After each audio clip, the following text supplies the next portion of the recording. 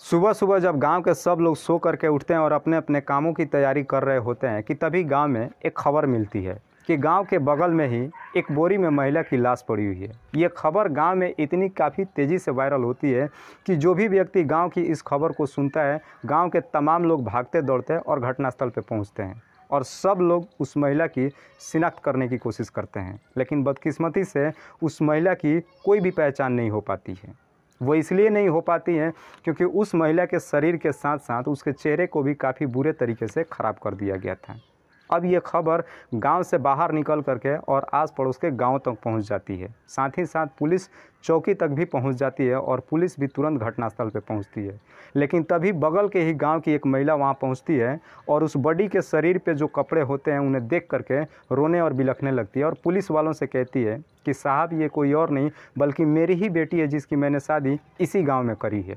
और साथ ही साथ ये भी कहती है कि साहब, इसकी हत्या किसी और ने नहीं बल्कि मेरे दामाद ने की है। लेकिन वही लड़की जब 1.5 साल बाद वापस जिंदा अपने मायके पहुंचती है तो गांव का हर व्यक्ति उसे जिंदा देख हैरान व परेशान हो जाते हैं। वाकई में दोस्तों, आज की जो कहानी, इसे सुनने के बाद आप भी कहीं ना कहीं सोचने और समझने पर मजबूर हो जाएंगे कि कोई इंसान अपनी खुशहाल तरीके से ज़िंदगी जीने के लिए किसी दूसरे को किस हद तक तकलीफ़ दे जाता है। नमस्कार, आदाब, मैं हसमुद्दीन और आप देख रहे हैं सफ़र क्राइम तक। आज की जो सच्ची घटना मैं आपको सुनाने वाला हूं, दरअसल ये घटना है उत्तर प्रदेश का ज़िला कानपुर और इसी कानपुर ज़िले का एक थाना लगता है चकेरी और इसी चकेरी थाने का एक गांव पड़ता है काशीराम। काशीराम गांव में ही एक व्यक्ति है जिसका नाम है गुलाब, जिसकी उम्र है लगभग 35 साल। गुलाब जो कि एक पैर से हैंडीकैप है, वो सही तरीके से चल भी नहीं सकता है। गुलाब अपने गांव के बगल वाले ही गांव से सीमा नाम के लड़की से 4 साल पहले शादी करके अपने घर लेकर आया था। इन 4 सालों के बीच में गुलाब के 2 बच्चे भी हो गए थे। लेकिन जब से सीमा से शादी करके गुलाब अपने घर लाया था, इन दोनों के बीच में कभी भी आपस में बन ही नहीं पाया था। ये दोनों अक्सर आपस में झगड़े तकरार करते रहते थे और इसकी वजह से सीमा हमेशा झगड़ा तकरार करके और वापस अपने मायके चले जाती थी। गुलाब अक्सर अपने ससुराल जाता था और अपनी पत्नी को, सीमा को मना करके और अपने घर लाया करता था। लेकिन जिस दिन काशीराम गांव में इस महिला की लाश मिलती है, उसी दिन सीमा भी अपने घर से लापता हो जाती है और इस बॉडी की शिनाख्त सीमा की मां करती है और इसका इल्ज़ाम अपने ही दामाद गुलाब के ऊपर लगा देती है। पुलिस भी गुलाब को अपने हिरासत में लेती है और उससे पूछताछ करती है। गुलाब कहता है कि साहब, मुझे नहीं पता कि सीमा की हत्या किसने करी है। पुलिस भी जब गुलाब को देखती है, उसको समझ में नहीं आता है कि जो व्यक्ति अपने सही तरीके से अपने पैर पे चल नहीं सकता है, भला इतने निर्मम तरीके से अपनी पत्नी की हत्या कैसे कर सकता है। पुलिस इस केस को छानबीन अब दूसरे तरीके से करना शुरू करती है। पुलिस उन तमाम एरिया के वांटेड लोगों को हिरासत में लेती है। पुलिस को लगता है कि शायद गुलाब ने यह काम खुद नहीं करके और किसी को सुपारी दिया है। उन तमाम वांटेड लोगों से जब पुलिस पूछताछ करती है तो वो लोग भी सब एक ही बात कहते हैं कि साहब, हम किसी भी गुलाब को नहीं जानते हैं। पुलिस भी काफ़ी दिन तक इस केस की छानबीन करती है, गुलाब को अपनी कस्टडी में भी रखती है। लेकिन गुलाब के प्रति जब कोई भी पुलिस वालों को सबूत नहीं मिलता है तो आखिरकार पुलिस वाले गुलाब को छोड़ देते हैं। लेकिन 10 सितंबर 2022 को अचानक सीमा अपने मायके पहुंचती है।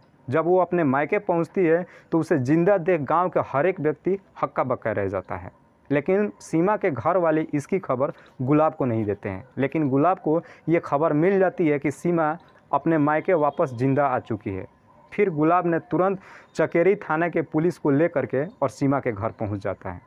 पुलिस वाले भी जब सीमा को जिंदा देखते हैं वो काफ़ी हैरान परेशान हो जाते हैं और तुरंत सीमा को अपनी हिरासत में ले करके और थाने पहुंच जाते हैं।